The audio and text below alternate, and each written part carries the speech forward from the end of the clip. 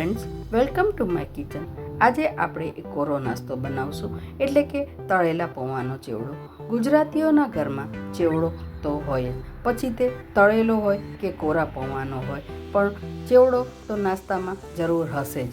તો આજે આપણે પૌવાના ચેવડાના મસાલામાં એક સિક્રેટ ઇન્ગ્રીડિયન્ટ ઉમેરીને મસાલો બનાવીએ છીએ. તો મારા વિડીયોને છેક સુધી જોજો અને આ જ રીતે ચેવડો બનાવજો. તો ચાલો જોઈએ.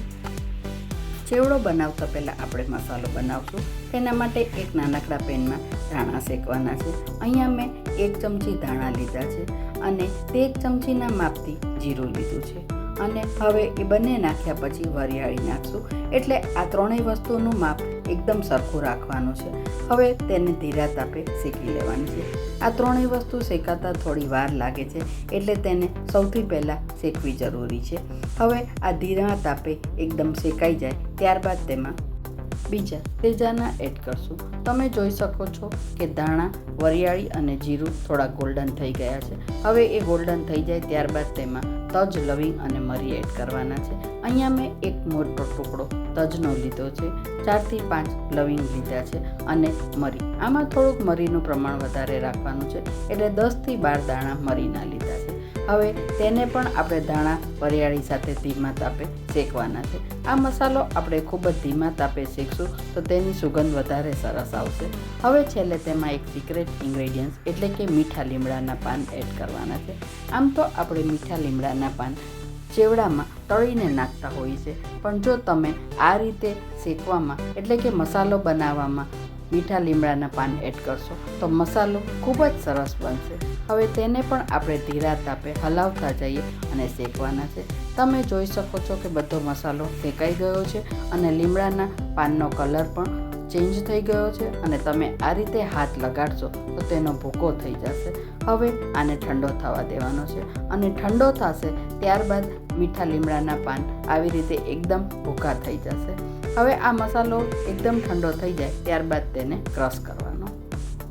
મસાલાને આવી રીતે એકવાર અધકચરો ક્રશ કરી લેવાનો છે. ત્યારબાદ તેમાં બીજા મસાલા એડ કરશું, એટલે કે અડધી ચમચી હિંગ, હળદર અને મરચું નાખવાનું છે. જો તમે તીખું ન ખાતા હોય તો મરચાંને એવોઇડ પણ કરી શકો છો. ત્યારબાદ તેમાં આમચૂર પાવડર. જનરલી ચેવડામાં લીંબુના ફૂલ ન ખાતા હોય છે, પણ મેં અહીંયા આમચૂર પાવડર એડ કર્યું છે અને 1 ચમચી દળેલી ખાંડ નાખી છે. ત્યારબાદ આપણે મસાલાને ફરીથી ચર્ન કરશું અને છેલ્લે હવે તેમાં અડધી ચમચી સંચળ પાવડર અને અડધી ચમચી મીઠું નાખી અને મસાલાને રેડી કરવાનો છે. તો તૈયાર છે આપણો ચેવડાનો મસાલો. આ રીતે બનાવીને તમે ચેવડાનો મસાલાને સ્ટોર પણ કરી શકો છો. હવે આપણે ચેવડો બનાવવાની તૈયારી કરશું. તેના માટે આપણે પૌવા તળવાના હોય છે, પણ પૌવા માટે આપણે તેલ એકદમ ગરમ જોઈએ. એટલે આ જ્યારે તેલ થોડુંક ઓછું ગરમ હોય ત્યારે તેમાં આવી રીતે સિંગદાણા તળી લેવાના. એટલે થોડાક ઓછા ગરમ તેલમાં સિંગદાણા તળાય તો સિંગદાણા અંદરથી એકદમ કડક થાય છે અને ઉપરથી લાલ નથી થઈ જતા. હવે તમે જોઈ શકો છો કે સિંગદાણા થઈ ગયા છે. ત્યારબાદ તેમાં આપણે દાળિયાની દાળ એડ કરવાની છે અને દાળિયાની દાળને પણ નાખીએ ત્યારે ગેસ થોડો ધીમો કરી દેવાનો અને દાળિયાની દાળ તળાઈ જાય પછી તેમાં હવે ટોપરાના કટકા એડ કરી લઈશું. આ બધું નાખતા વખતે વચ્ચે વચ્ચે એકવાર હલાવી દેવાનું છે, એટલે તેથી તે બધું તળાઈ અને એકદમ લાલ ન થઈ જાય. ટોપરું પણ તળાઈને રેડી થઈ ગયું છે. હવે તેમાં છેલ્લે આપણે મીઠા લીમડાના પાન એડ કરી દઈશું. મીઠા લીમડાના પાન આવી રીતે ચેવડામાં પણ નાખવાથી સરસ લાગે છે અને આપણે મસાલામાં તો એડ કર્યા છે. આપણું બધું તળાઈને રેડી થઈ ગયું છે. હવે આપણે પૌવા તળશું.